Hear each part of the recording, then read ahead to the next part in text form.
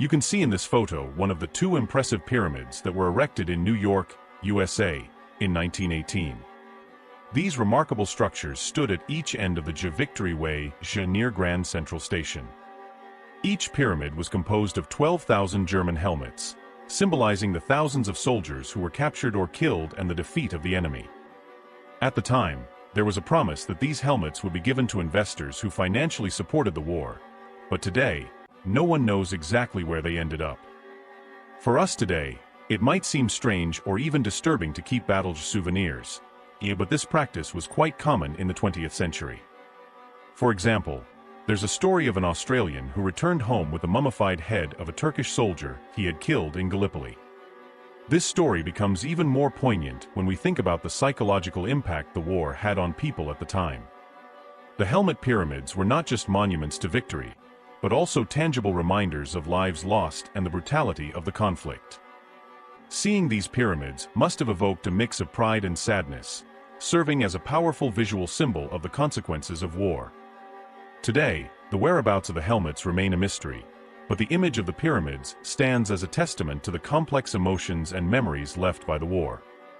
Each helmet represents a story, a life, a sacrifice. And although times have changed, the need to remember and reflect on these events remains as important as ever. This narrative prompts us to consider how we honor and remember the past, and how the actions and decisions made in times of war resonate through generations. Even amidst victory, the memory of loss and death persists, reminding us of the human cost of any conflict. The construction of the pyramids was an initiative led by the War Propaganda Committee, which saw them as a way to mobilize public support and maintain morale. The inauguration ceremony was a grand event, with speeches from prominent political and military figures emphasizing the importance of victory and the need to continue supporting the war effort. Among those present at the inauguration was John Doe, a decorated World War I veteran who lost many of his comrades in the trenches. He spoke about the significance of the pyramids to him and other soldiers who fought. Each helmet here represents a sacrifice, a story of courage and resilience. "We must not forget what it took to achieve this victory," John said, with tears in his eyes. Visitors passing by the Je Victory Way couldn't help but be impressed by the magnitude of the pyramids. Many stopped to take photos and reflect on the structure's significance. Some left flowers and letters in tribute to the fallen soldiers, transforming the site into an impromptu memorial. Over time, the pyramids became a gathering place for veterans and their families. On Sundays, groups of former soldiers would meet there to share their stories and find solace among those who understood their experiences. These gatherings reinforced the camaraderie forged on the battlefield and helped veterans cope with the painful memories of the war. The story of the helmet pyramids also had repercussions in the media of the time. Newspapers and magazines published articles and photographs, discussing the emotional and symbolic impact of the structures. Some critics questioned the ethics of using war trophies in such a public manner, while others praised the initiative as a powerful way to remember the soldiers' sacrifice. Amid these discussions, a young journalist named Richard Rowe decided to investigate the fate of the helmets promised to investors. He interviewed members of the War Propaganda Committee, veterans, and historians, trying to uncover why the helmets were never distributed. His investigations revealed a series of logistical and administrative obstacles that hampered distribution, but also raised questions about the government's transparency and honesty during wartime. Richard continued his research for several years, becoming an advocate for the soldiers' memory and historical integrity. His reports inspired a movement to create a permanent memorial dedicated to the helmet pyramids and the sacrifice of World War I soldiers. The helmet pyramids may have disappeared physically, but their legacy lives on in the stories, memories, and hearts of those who understood the true cost of war. The German helmet pyramids, erected as monuments of victory, drew crowds in New York. These imposing structures not only symbolized the defeat of the enemy, but also served as a visual reminder of the human cost of war. It was impossible for anyone passing by not to be impacted by the sight of thousands of helmets, each representing a soldier who would not return home. However, these pyramids also evoked mixed feelings. For some, they were a source of pride and triumph. For others, a painful reminder of the losses suffered. Among these spectators was Margaret, a young woman who had lost her brother in the war. As she walked along Victory Way, she felt a mix of sadness and indignation at the sight of the stacked helmets. How can they turn the pain of so many families into a trophy? She thought, tears welling up in her eyes. Margaret was not alone in her discomfort. Nearby, a war veteran named Thomas observed the pyramids with a distant look. He had survived the conflict, but bore the physical and emotional scars of battle.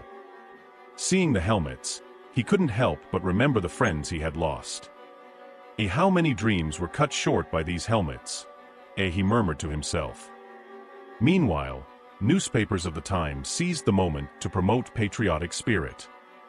Headlines hailed the pyramids as symbols of strength and resilience, encouraging the public to invest more in the war effort. There was a campaign for citizens to buy war bonds, promising that a portion of the helmets would be given as keepsakes. However, as the years passed, these helmets vanished, and no one knew exactly what happened to them. John, an amateur historian, became fascinated by this story and decided to investigate. He spent hours in libraries, poring over old archives and interviewing descendants of veterans. In one of these interviews, he met an elderly man named Albert, who had a German helmet in his collection. My grandfather said he received this as part of the war effort, Albert explained. But he never knew exactly how he got it. John continued his research, uncovering fragments of information suggesting that many helmets were sold clandestinely or simply forgotten in storage. His investigation led him to an old warehouse on the outskirts of New York, where he found boxes filled with war relics. Among them were some rusty, dust-covered helmets. Could these be the helmets from the pyramids? He wondered, his heart racing. As John explored the warehouse, Margaret and Thomas, driven by their own reasons, also decided to delve deeper into the history of the pyramids. Their paths crossed when Margaret, still seeking emotional closure, found an article written by John about the missing helmets. She reached out to him, and the two decided to join forces. Upon learning of John and Margaret's efforts, Thomas offered to help. Maybe together, we can find answers and bring a dignified end to the story, he said with determination. The three formed an unlikely group, united by a common goal, to uncover the truth about the helmets and the fate of the soldiers they represented. As they advanced in their investigations, they uncovered stories of courage, sacrifice, and even betrayal. Each new clue took them deeper into the complex web of events surrounding the helmet pyramids. With every discovery, the trio felt they were closer to understanding the true impact of the war and the decisions that had turned helmets into symbols of victory and loss. The search by John, Margaret, and Thomas for the missing helmets led them to unexpected places and surprising revelations. Each clue they found seemed to add more depth to the story of the pyramids and their impact on the lives of those involved in the war. John, with his academic enthusiasm, discovered an old diary in a second-hand bookstore. The diary belonged to an American soldier who had participated in the construction of the pyramids. The pages were filled with detailed descriptions of the process and the conflicting emotions the soldiers felt as they stacked the helmets. It was a macabre task, the soldier wrote. Each helmet we stacked reminded us of the true face of war. Margaret, motivated by her personal loss, followed a lead that took her to a war museum in a small town. There, she found a temporary exhibit about fundraising efforts during World War I. The exhibit included a faded photo of the helmet pyramids in New York, accompanied by a letter from a government official thanking citizens for their investments. These helmets symbolize our victory, but also our sacrifice, the letter said. Meanwhile, Thomas used his connections among veterans to gather more information. At a weekly veterans meeting, he heard an intriguing story from a colleague who claimed to have seen some of the helmets being transported in trucks to an unknown destination. They said they were being taken to be recycled, the veteran recounted with a skeptical expression. But I never heard about them again after that. The three of them met regularly to share their discoveries and plan their next steps. One night, while discussing their latest leads at a cafe, Margaret had an idea. What if we tried to locate the investors who received the helmets? Maybe some of them are still alive or left information for their descendants. John and Thomas agreed it was worth trying. They began sifting through old records, searching for names and addresses of people who had invested in the war. It was painstaking and meticulous work, but they finally found a promising list of investors. Margaret managed to locate one of the descendants, an elderly lady named Eleanor, who lived in a nursing home. They visited her and patiently explained their search.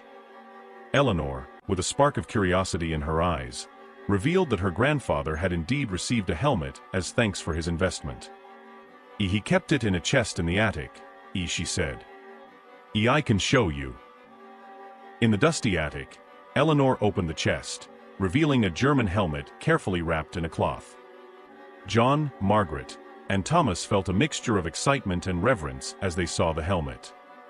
This is one of the helmets from the pyramids, John said with certainty.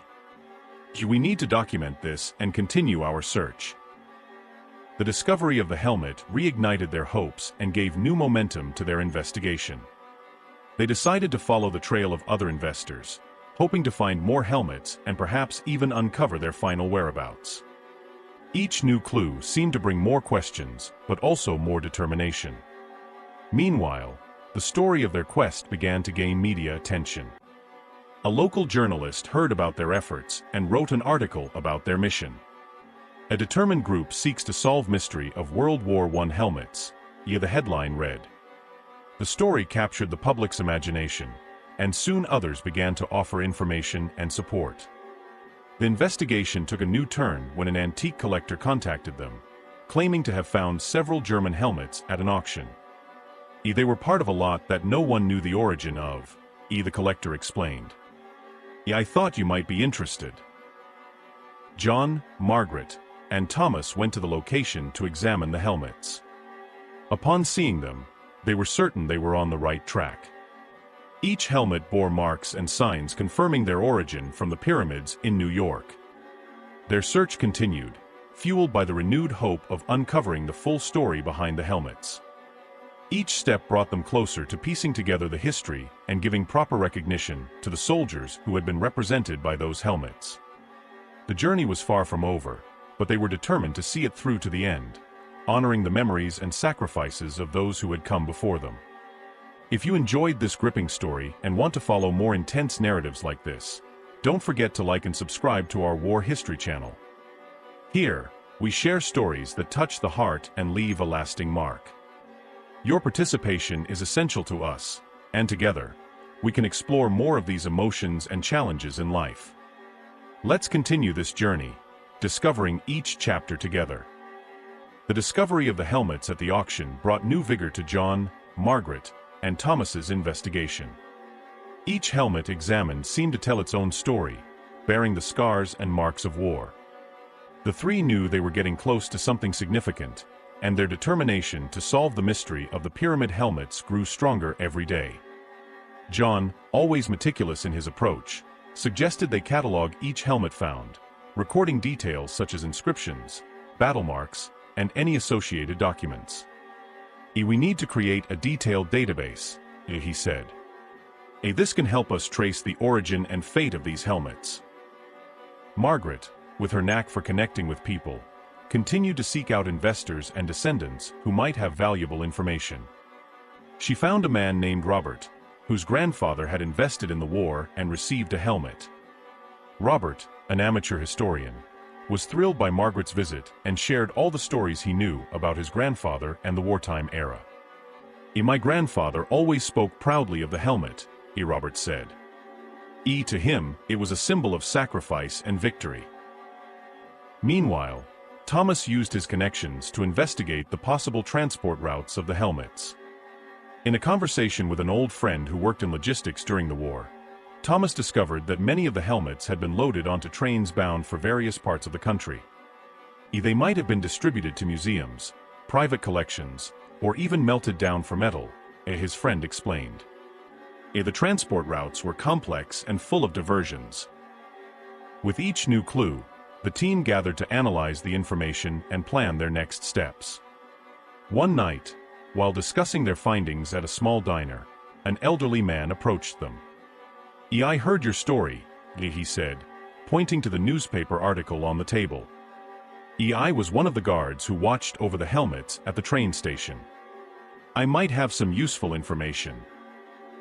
The man, named Alfred, recounted the cold nights he spent guarding the helmet-laden trains. He mentioned a specific shipment that had been diverted to a small town in the countryside. They said it was for security reasons, Alfred recalled. But no one could explain the exact reason.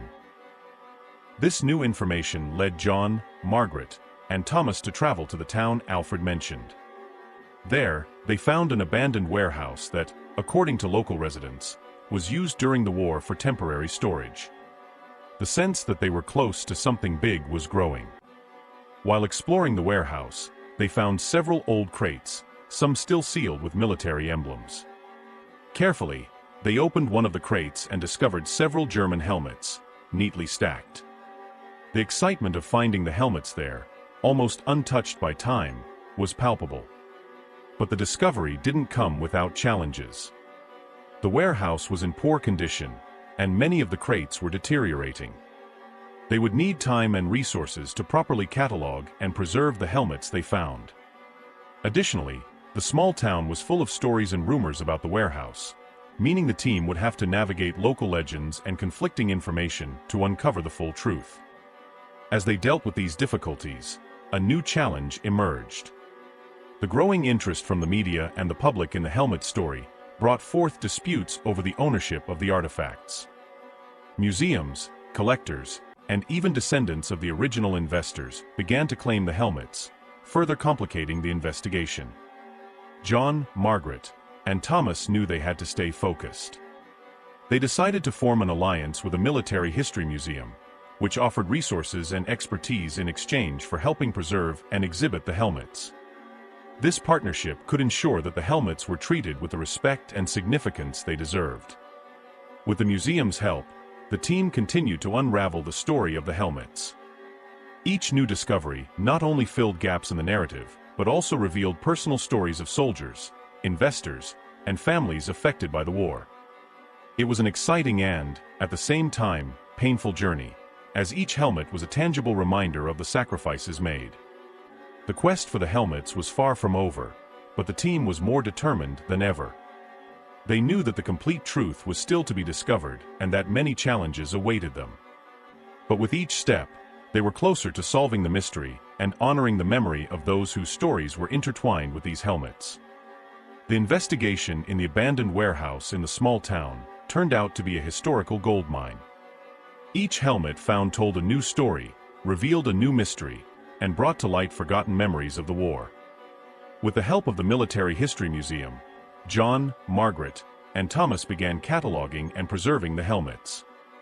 Their dedication and passion for discovery drove the team to work tirelessly. While exploring the warehouse, they found an old diary hidden in one of the boxes. It belonged to a German soldier who had been captured and whose helmet was now in their hands.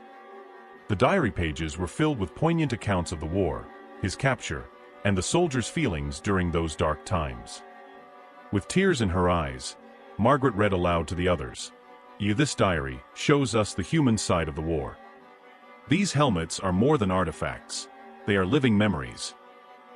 With each new discovery, the team faced challenges.